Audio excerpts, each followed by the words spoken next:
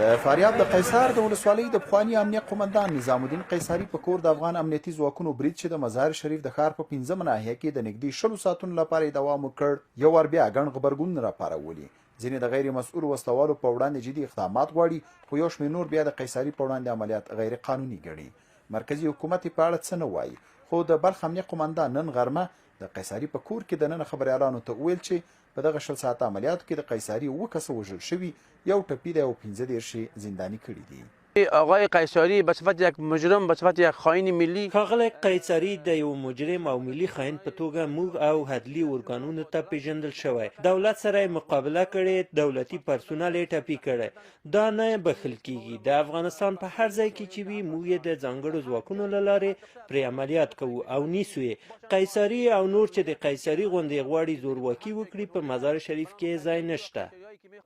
خو د پارلمان رئیس او یو شمېر غړي د قیصري په وړاندې د عمل غیر قانوني بولي. په پارلمان کې توکتباره غړي چې د شمالي ولایتونو استازي دي وایي د قیصري په کور برید غندي. دا توکتباره وکیلان چې شمېر یې تر 10 زیاتو وایي په قیصري تورونه د محکمې له پریکړې پرته نه تاییدوي. د ولسي جرګې غړي محمد علم سایي وویل چې د بلخ اداره او مرکزي حکومت باید د دې برید ځواب ووایي. ما رویه حکومت را در موږ د هر زورواکي په وړاندې د حکومت د چلند تایید کوو خو په قانوني لارو چارو نه په غیر قانوني ډول. په دې پوهیږو چې په 19 کلونو کې په بلخ کې زیات غیر قانوني کارونه شوي دي.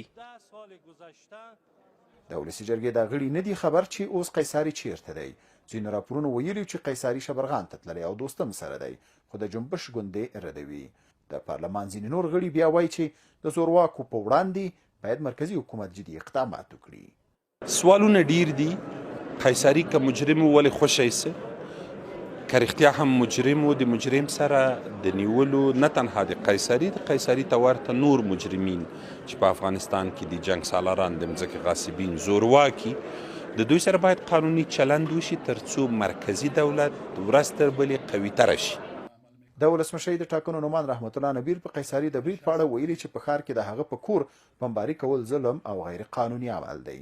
قیصري پخوا هم امنیتي ځواکونو نیولی و او له حکومت سره بندي و. په هغه د بشر ضد کړنو د خلکو شکایتونه شته. رحیم ګل څاروان، اشنا تلویزیون، کابل.